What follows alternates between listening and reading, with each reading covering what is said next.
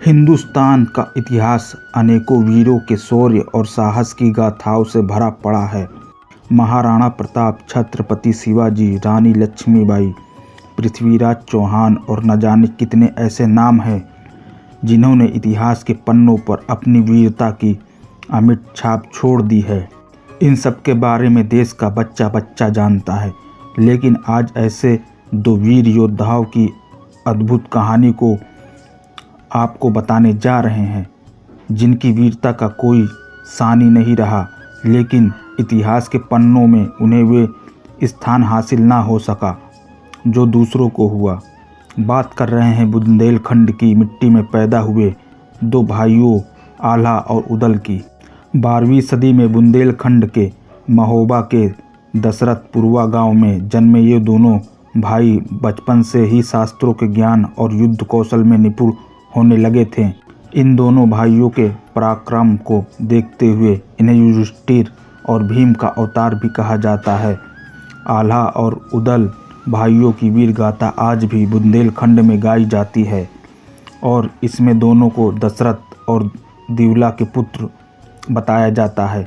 दशराज चंदेल वंशी राजा परमल के सेनापति थे।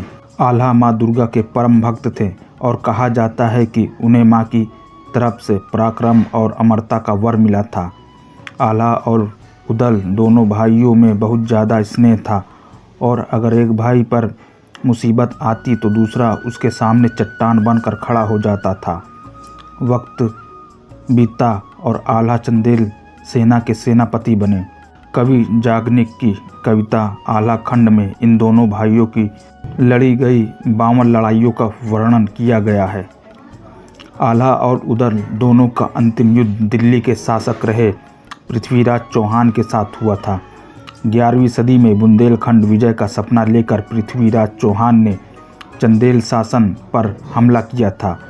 उस वक्त चंदेलों की राजधानी महोबा थी।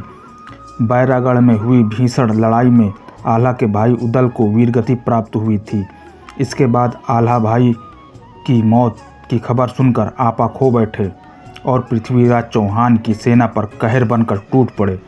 करीब 1 घंटे के बाद भीषण युद्ध के बाद पृथ्वीराज चौहान और आल्हा रण में एक दूसरे के सामने आ गए। आल्हा ने भीषण लड़ाई में पृथ्वीराज चौहान को हरा दिया। हालांकि कहा जाता है कि अपने गुरु गोरखनाथ के आदेश पर आल्हा ने पृथ्वीराज चौहान को जीवन दान दे दिया था। इसके बाद आल्हा ने संन्यास ले लिया और माँ शारदा की भक्ति में लीन हो गए।